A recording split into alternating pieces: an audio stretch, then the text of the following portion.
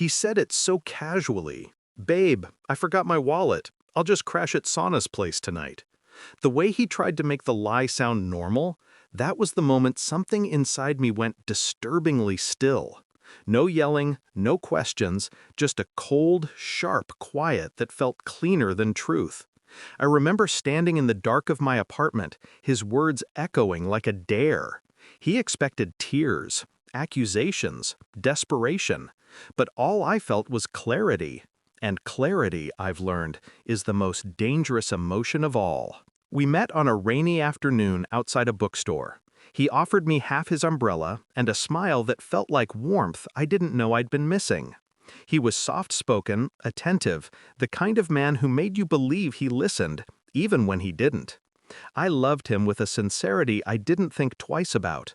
Birthdays carefully planned, weekends spent cooking together, gifts small, thoughtful, personal, pieces of myself wrapped and bowed. He used to hold them like they mattered, like I mattered. Funny how love blinds you long enough for betrayal to walk right in.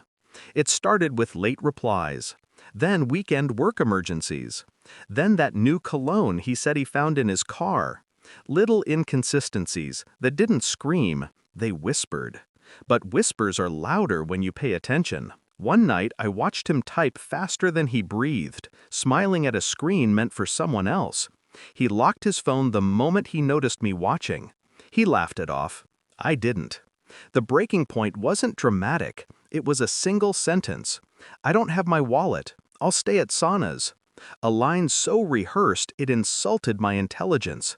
Most people think heartbreak makes you reckless. Not me. It made me strategic. I didn't confront him. I didn't accuse. I didn't even ask who Sauna was. Instead, I opened the drawer where I kept every receipt, every note, every bill I'd ever paid for him.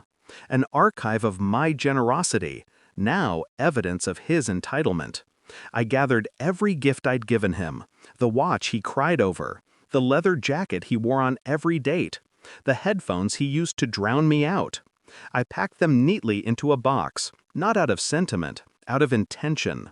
He wanted to stay with another woman? Perfect. I would deliver my truth to her doorstep. At 2:17 a.m., I drove to Sauna's address, the same one he thought he'd cleverly hidden in his Lyft history. Her porch light was on, his shoes were by the door. My final confirmation. I placed the box gently on her welcome mat. No note, no explanation, just the reality of who she'd opened her home to.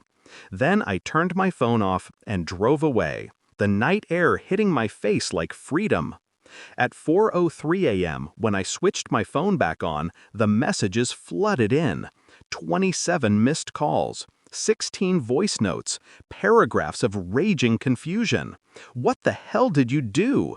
Why is she asking who I really am? Why would you show up there? His panic was the sweetest confession he'd ever given me. But the real truth, the one he never wanted me to know, came next. At 6 a.m., my phone rang again. This time, I answered. His voice was shaking, desperate, stripped of arrogance. "She kicked me out," he whispered. "She saw the watch. She saw the jacket. She knows everything." "No," I said calmly. "She knows just enough." He didn't understand at first. But I'd already spoken to her. While he sent me excuses, she sent me screenshots. Months of messages, promises he'd made to her that mirrored the ones he made to me. 2 relationships running in parallel, like he thought he was clever enough to keep them straight. He wasn't. "She deserved the truth," I told him. "You deserved the consequences." There was a silence, raw, defeated. Then a single broken line. "Why would you do this to me?" I almost laughed. "You did this," I said. "I just delivered it." People think revenge is loud, explosive, messy. But mine was simple. A box of gifts, a doorstep, a truth set free. I didn't scream, I didn't fight, I didn't chase a man already running. Instead, I stepped back into my life with a peace so sharp it felt like armor. He lost 2 women that night. I lost nothing. If anything, I reclaimed myself. And the final irony? He told me he didn't have his wallet. He wasn't wrong, because without me, he had nothing worth holding on to.